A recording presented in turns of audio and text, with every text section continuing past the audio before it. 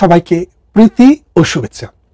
প্রিয় সুধী, আপনারা জানেন আগামী সোমবার 17ই নভেম্বর বাংলাদেশে হাইকোর্টের সমমানের একটি বিশেষ আদালতে, যেটাকে বলা হয় ইন্টারন্যাশনাল ক্রাইমস ট্রাইব্যুনাল, এই ট্রাইব্যুনালে একটি জাজমেন্ট আসবে। এই জাজমেন্টে কার বিরুদ্ধে আসবে? তিনজন মানুষ, তাদের মধ্যে একজন পুলিশ অফিসার আব্দুল্লাহ আল মামুন, তিনি হচ্ছেন রাজ সাক্ষী। আর দ্বিতীয়জন, তিনি হচ্ছেন আসাদুজ্জামান খান কামাল, যিনি 1971 সালের মহান মুক্তিযুদ্ধে সরাসরি মুক্তিযুদ্ধে অংশগ্রহণ করেছেন এবং লম্বা সময় ধরে বাংলাদেশের স্বরাষ্ট্র মন্ত্রণালয়ের দায়িত্ব পালন করেছেন। আর তৃতীয়জন যিনি, তিনি হচ্ছেন পাকিস্তানের বিরুদ্ধে সংগ্রাম করা, বাংলাদেশের লম্বা সময় ধরে প্রধানমন্ত্রীর দায়িত্ব পালন করা বঙ্গবন্ধু কন্যা জননেত্রী শেখ হাসিনা। এই তিনজন মানুষের মধ্যে একজন পেশাজীবী, অর্থাৎ তিনি তার পুলিশি দায়িত্ব পালন কাজে ব্যস্ত ছিলেন, আর বাকি দুইজন সারা জীবন ধরেই রাজনীতির সাথে জড়িত। অসাম্প্রদায়িক চেতনার রাজনীতি, বাংলাদেশের মানুষের মুক্তির রাজনীতি, অর্থনৈতিক মুক্তির রাজনীতি, এবং এই সমাজটাকে একটা দরিদ্র সমাজ থেকে একটা উন্নত সমাজের দিকে নিয়ে যাওয়ার যে চেষ্টা, সেই চেষ্টার সারথি। এখন আপনারা জানেন যে 2024 সালের আগস্ট মাসে বাংলাদেশে একটা রাজনৈতিক পট পরিবর্তন হয়েছে। কিভাবে পরিবর্তন হয়েছে? মার্কিন গোয়েন্দা সংস্থার একটা বিশেষ অ্যাসাইনমেন্ট ছিল। সেই অ্যাসাইনমেন্টের অংশ হিসাবে আমেরিকার ডিপ স্টেট কোটি কোটি টাকা ডিপ্লোম্যাটিক ব্যাগে করে এনে বাংলাদেশে ডিস্ট্রিবিউট করেছে। সেই ডিস্ট্রিবিউট করে বদ্ধজীবী থেকে বুদ্ধিজীবী, আদাজীবী থেকে পেশাজীবী, মাস্টার থেকে প্রফেসর, সবাইকে কেনার চেষ্টা করেছে। বিভিন্ন বাহিনীর মানুষকে কেনার চেষ্টা করেছে। কিনে তারা একটা মেটিকুলাস ডিজাইনের অংশ হিসাবে বাংলাদেশটিকে উল্টো রথে প্রবাহিত করার চেষ্টা করেছে এবং সেটাতে তারা সফলও হয়েছে।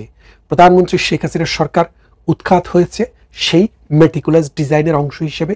আপনারা জানেন 60-এর দশকে এবং 70-এর দশকে আমেরিকা তখন ভয় পেত যে কমিউনিজমের সাথে সম্পর্ক আছে এরকম রাষ্ট্র যারা নেম জোট নিরপেক্ষ, non aligned movement, Jawaharlal Nehru, doctor Nkrumah, doctor Ahmed Sukarno, doctor Aung San, আলেন্দেজ, এরা সবাই এই নন অ্যালাইন মুভমেন্টে, বঙ্গবন্ধুও সেখানে ছিলেন। এই নন অ্যালাইন মুভমেন্টের যারা কিউবাপন্থী ছিল, রাশিয়াপন্থী ছিল, চৈনিকপন্থী ছিল, তাদেরকে হত্যা করার জন্য আমেরিকা কিন্তু পরিকল্পনা নিয়েছিল। এবং আপনারা দেখেন ডক্টর অনসন, যে আপনারা জানেন যে বার্মার জাতীয়তাবাদী নেতা, তাকে আমেরিকা হত্যা করেছে, হত্যা করিয়েছে সিআইএ। তারপর আমাদের পূর্ব দিকে ইন্দোনেশিয়া ডক্টর আহমেদ সুকন্য, যিনি সেই দেশের জাতির পিতা, তাকেও, ডক্টর অনসনকেও এই সুহাত্তকে দিয়া, এই আহমেদ সুকন্যকে, ডক্টর আহমেদ সুকন্যকে হত্যা করিয়েছে আর্মি দিয়ে, সুহাত্তকে দিয়ে, যিনি দীর্ঘদিন ধরে ইন্দোনেশিয়া শাসন করেছে। তারপর আপনারা জানেন গানার নক্রুমা, তাকেও কিন্তু হত্যা করা হয়েছে এই আমেরিকার সিআইএ। তারপর আপনারা আরেকজনকে জানবেন, প্যাট্রিক লুমুম্বা, তার বাড়ি হচ্ছে কঙ্গো, যেটা পরবর্তীতে মোবুতু দীর্ঘদিন শাসন করে নাম বদলাইয়া জায়ের করেছিল। সেই কঙ্গোর সেই অভিসংবাদিত নেতা প্যাট্রিক লুমুম্বা। তারপরে হত্যা করা হয়েছিল চিলির আরেকজন দেশপ্রেমিক মানুষ আলেন্দেজ। এই যে বললাম, তারপরে কাকে হত্যা করলো? তারপরে হত্যা করলো বঙ্গবন্ধুকে। তার মানে হচ্ছে এই পুরা বিশ্বে যারাই আমেরিকান সাম্রাজ্যের বিরুদ্ধে রাশিয়ান ব্লক বা কমিউনিস্ট ব্লকের দিকে তাদের দৃষ্টি নিক্ষেপ করেছে বা তার জাতিকে কমিউনিজম চিন্তা চেতনায় সামনের দিকে নিয়ে যাওয়ার চেষ্টা করেছে, তাদেরকেই কিন্তু আমেরিকা অ্যাটাক করেছে। পরবর্তীতে আমেরিকা তাবেদারকে বসিয়েছে, অর্থাৎ দেশপ্রেমিককে হত্যা করে সেখানে তাবেদার সরকার বসিয়ে আমেরিকা পুরো বিশ্বটাকে তার বাপ দ্বারায় ক্যাপচার করে নিয়েছে। তো এখন 2000 সালের পর বিশ্ব পরিস্থিতি আস্তে আস্তে পরিবর্তন হতে শুরু করলো। কমিউনিকেশন, ট্রান্সফরমেশন, টেকনোলজি এবং নানান অর্থনৈতিক প্র্যাগম্যাটিজমের কারণে পৃথিবীর চিত্র বদল হয়ে গেছে। তো মিডল ইস্টের উত্থান, সেটাও একটা বদলের কারণ। চায়নার উত্থান, সেটাও একটা কারণ। ভারতের উত্থান, সেটাও একটা কারণ। এবং ইউরোপে রেনেসা তো সেই 1400 সাল থেকেই। এরপর আমেরিকা 2000 সালে বসে চিন্তা করলো যে এখন তো বিশ্ব পরিস্থিতি বদলে গেছে, আমরা এখন আর দেশ দখল করবো না, তাহলে আমরা কি করব, দেশকে সার্ভিলেন্সে রাখবো। তো সার্ভিলেন্সে রাখার জন্য আমেরিকা কিন্তু পৃথিবীর বিভিন্ন অঞ্চলে তাদের গাঁটি বসিয়েছে, ওখানে থেকে পৃথিবীর বিভিন্ন অঞ্চলকে তারা শাসন করে, শোষণ করে, মানে সার্ভিলেন্সের মধ্যে রাখে এবং থ্রেটের মধ্যে রাখে। তো এখন পৃথিবীতে 2000 সালে আমেরিকা যে রিপোর্টটা দিল, সেই রিপোর্টে বলা হলো যে আগামীর পৃথিবী এশিয়া কেন্দ্রিক, কেননা পৃথিবীর সবচাইতে মানে বেশি মানুষের দেশ ভারত এবং চায়না। আর অর্থনীতির দিক থেকে পৃথিবীর 5টি দেশের মধ্যে 3টি দেশ হচ্ছে চায়না, জাপান এবং ইন্ডিয়া। তাহলে অর্থনীতিও যদি বোঝেন তাহলে পুরো পৃথিবীর অর্ধেকের বেশি সম্পদ সেখানে। আর যদি মানুষের দিকে হিসাব করেন, শুধু ওই 2-3টা দেশ মিলিয়েই কিন্তু পৃথিবীর অর্ধেকের বেশি মানুষ। তাহলে এখন পৃথিবীকে যদি কন্ট্রোলে রাখতে হয় আগামী 100 বছর, অর্থাৎ 2001 সাল থেকে 2100 সাল পর্যন্ত, এই 100 বছর যদি আমেরিকা কন্ট্রোল করতে হয়, তাহলে তারা ডিপ স্টেট পলিসি, অর্থাৎ আমেরিকা রাষ্ট্রের ভিতরে আরেকটা রাষ্ট্র করেছে। আমেরিকার যে সরকার, সেই সরকার পরিচালনা করে তার দেশের অ্যাডমিনিস্ট্রেশন, আর ডিপ স্টেট পরিচালনা করে সারা বিশ্বে কোথায় কোন কুতুবকে দিয়া দেশপ্রেমিককে শেষ করে সোরবাট পার্কে বসাইয়া তাদের স্বার্থটাকে হাসিল করে নিতে পারবে, মানে রাজাকার বসাবে, অর্থাৎ মির্জাফর বসাবে, যারা নিজের মাকেও বিক্রি করে দিতে পারে। এইরকম একজন লোক আমেরিকা কিন্তু বাংলাদেশের জন্য 2001 সাল থেকে তৈরি করার চেষ্টা করছে, আর সেই লোকটি হচ্ছে ডক্টর ইউনূস। এবং সর্বশেষ প্রধানমন্ত্রী শেখ হাসিনাকে নানাভাবে ভাগিয়ে আনতে চেষ্টা করেছে। এবং বাংলাদেশে আমি যে কথাটি বলছিলাম যে বাংলাদেশকে সার্ভিলেন্স পয়েন্ট নিতে চাই এই কারণে যে চায়নাকে, ইন্ডিয়াকে এবং জাপানকে এবং এই দক্ষিণ পূর্ব এশিয়াকে, মিয়ানমার সহ বাংলাদেশ সহ এই অঞ্চলকে যদি কন্ট্রোলে রাখতে হয়, তাহলে বঙ্গোপসাগর হচ্ছে সবচেয়ে সুবিধাজনক একটি জায়গা। এখানে যদি আমেরিকার একটি সত্য নৌবহর ঘাঁটি থাকে, একটি নৌঘাঁটি থাকে, যেখান থেকে চায়নাকে অ্যাটাক করতে পারবে, ইন্ডিয়াকে পারবে এবং ভারতকে পারবে, পাকিস্তানকে অথবা বাংলাদেশকে, মিয়ানমারকে আক্রমণ করতে, সেই জন্য তারা এই জায়গাটি চাচ্ছিল, কিন্তু প্রধানমন্ত্রী রাজি হয়নি। তাই আমেরিকা ওই ডিপ স্টেট পলিসি গ্রহণ করে বাংলাদেশে অবৈধভাবে টাকা ঢুকিয়ে এই চামার কামার কুমারদেরকে কিনে বাংলাদেশটাকে একটা মেটিকুলাস ডিজাইনে মুক্তিযুদ্ধের সপক্ষের, অসাম্প্রদায়িক চেতনার সপক্ষের, যারা বাংলাদেশটাকে একটা উন্নত দেশে পরিণত করার শপথে নিয়েছিল এবং নিয়ে যাচ্ছিল, তাদেরকে পরাজিত করার একটা নীল নকশা আঁকে। এবং সেই মোতাবেক প্রধানমন্ত্রী শেখ হাসিনাকে হত্যা করতে পারেনি, কিন্তু তাকে ক্ষমতার থেকে চ্যুত করে দেশ থেকে বিতাড়িত করেছে। ভারত পাশে থাকার কারণে তিনি বেঁচে গেছেন, না হয় তাকে কিন্তু হত্যা করা হতো।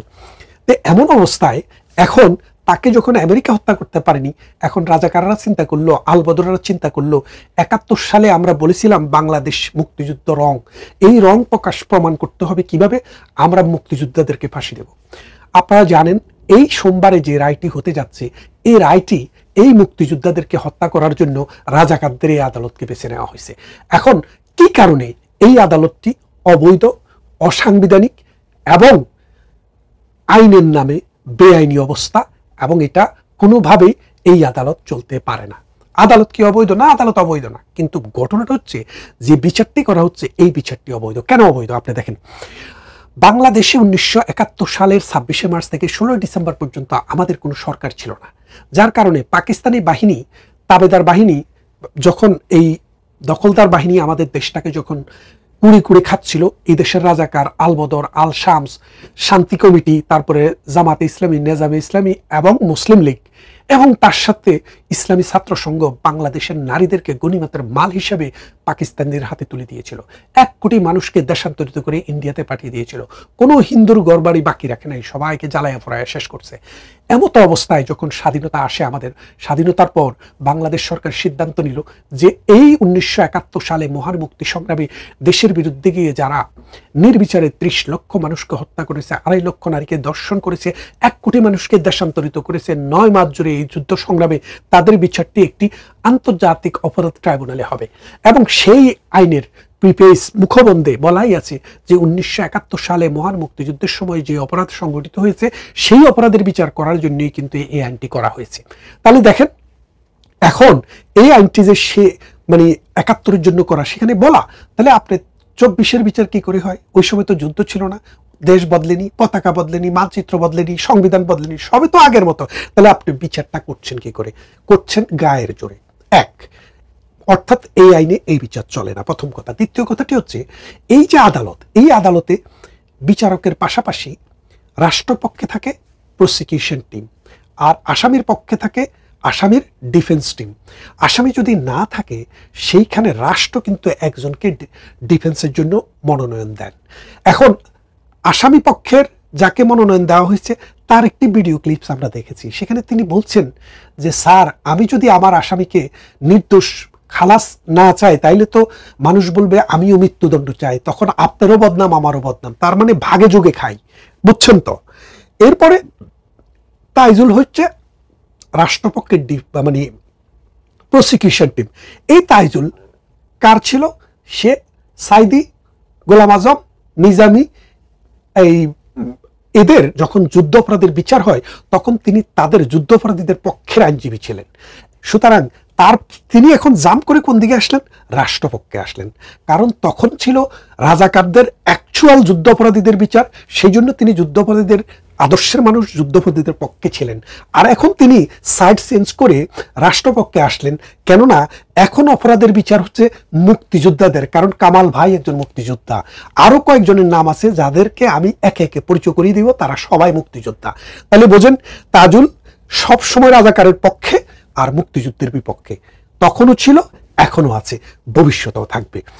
2, 3 নম্বর যে জিনিসটি, সেটি হচ্ছে, আপনি জানেন বাংলাদেশে কোনো বিচারকের বয়স যদি ৬৭ বছর হয়, সুপ্রিম কোর্ট থেকে তিনি অবসরে যান, তার মানে ৬৭ বছর বয়সের পর কোনো বিচারপতি কখনো সুপ্রিম কোর্টে জাস্টিস থাকতে পারেন না।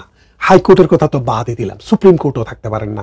তার মানে এই যে জাস্টিস নজরুল ইসলাম, তিনি কিন্তু ৭৩ বছর বয়স, তাহলে তিনি বাংলাদেশের আইনের ঊর্ধ্বে, অর্থাৎ বাংলাদেশের কোনো আইনকে তোয়াক্কা করা হয়নি। গোলাম মর্তুজা নামে আরেকজন, যিনি 2019 সালের 15ই জানুয়ারি তিনি অবসরে গিয়েছেন, 14ই জানুয়ারি, আজকে বহুদিন তিনি একটা ইউনিভার্সিটির ডিন, সেখান থেকে এনে, মানে তিনি ডিস্ট্রিক্ট জাজ ছিলেন, তাকে হাইকোর্টে বিচারে বসাই দিল। তার মানে হাইকোর্টের জীবনে একদিনও বিচার করার তার অভিজ্ঞতা ছিল না। আন্তর্জাতিক লেভেলের আপনি বিচার করবেন, সেখানে এমন বিচারক আপনি দিচ্ছেন যার জীবনে একদিনও বিচার করার অভিজ্ঞতা নেই।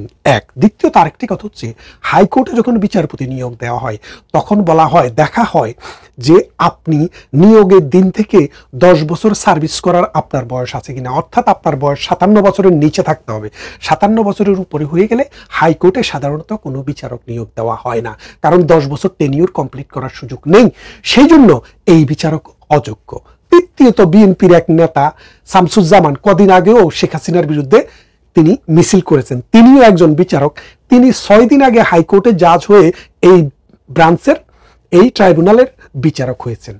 তাহলে বোঝেন, জীবনে একটা বিচার করার অভিজ্ঞতা তার নেই। অথচ Nuremberg trial, Tokyo trial, Rwanda trial, তারপরে সিয়েরা লিওন ট্রায়াল, তারপরে আমাদের ক্যাম্বোডিয়া ট্রায়াল, যত জায়গায় ট্রায়াল হয়েছে সব জায়গায় ট্রায়ালে খুব অভিজ্ঞ বিচারক দিয়ে বিচার করা হয়েছে, যিনি জীবনে একটি মাত্র বিচারও করেননি, এরকম বিচারক দিয়ে করা হয়নি। কারণ এই বিচারটি তো আগে থেকে রাজাকাররা লিখে দিয়েছে, যার কারণে জাজমেন্ট যাই হবে এখানে কিন্তু ডিসাইডেড। তাই বিচারককে, লয়ারকে, ইট ডাজেন্ট ম্যাটার। তাহলে বোঝেন, ন্যাচারাল জাস্টিস বলেন, বায়াসনেস বলেন, আপনি রুল অফ ল বলেন, কোনো জিনিসকে কিন্তু তোয়াক্কা করা হচ্ছে না। ফাইনালি হচ্ছে, এই যে বিচারটি চলছে, এই বিচারটি বাংলাদেশকে কোথায় নিয়ে যাবে, বাংলাদেশকে আপনি কোথায় নিয়ে যেতে চান সেটা আপনাকে বুঝতে হবে। এই বাংলাদেশটি যদি মুক্তিযুদ্ধ থেকে ফিরিয়ে নেওয়া হয় তাহলে এটি চলে যাবে 47-এর আগের বাংলাদেশে, যেটা ছিল সাম্প্রদায়িক শক্তির একটা বাংলাদেশ, যেটা ছিল মৌলবাদের একটা বাংলাদেশ, যেখানে মানুষ মানুষকে নির্বিচারে হত্যা করত। বাংলাদেশটাকে আস্তে আস্তে অন্ধকারের দিকে নিয়ে যাচ্ছে। আমরা এই যে শেখ হাসিনার বিরুদ্ধে যে ক্যাঙ্গারু কোর্ট বসিয়ে সমস্ত জাজ অবৈধ নিয়োগ, বিচারকের পর প্রসিকিউশন অবৈধ নিয়োগ, এবং রাষ্ট্র যাকে নিয়োগ দিয়েছে তারাও নিয়োগ, এটা হচ্ছে সুবিধাজনক একটা পর্যায়ে নেওয়ার জন্য, এবং যে আইনে বিচার করা হচ্ছে সে আইনটি এই বিচারের জন্য ফিট না। সব দিক বিবেচনা করলে আপনারা বুঝতে পারবেন পৃথিবীর জঘন্যতম এই হত্যাকাণ্ডের বিচার বাংলার মানুষ একদিন তার জবাব নেবেই। আমরা জানি আগামী সোমবারে এখানে একটি মৃত্যুদণ্ডের রায় রেডি করা আছে, সেই রায়টি দেবেন। আমরা ততক্ষণ অপেক্ষা করছি। আমি এই বিষয় নিয়ে টিআরটি, টার্কিশ ইন্টারন্যাশনাল একটি চ্যানেলে এই 1 ঘন্টার একটি প্রোগ্রামে কথা বলেছি। সেখানে আপনারা আরও বিস্তারিত দেখবেন। ইন্টারন্যাশনাল কিছু হিউম্যান রাইটস অ্যাক্টিভিস্টও সেখানে কথা বলেছেন, আপনারা দেখতে পারবেন। ভালো থাকবেন, সুস্থ থাকবেন, কথা হবে অন্য কোনো ভিডিওতে।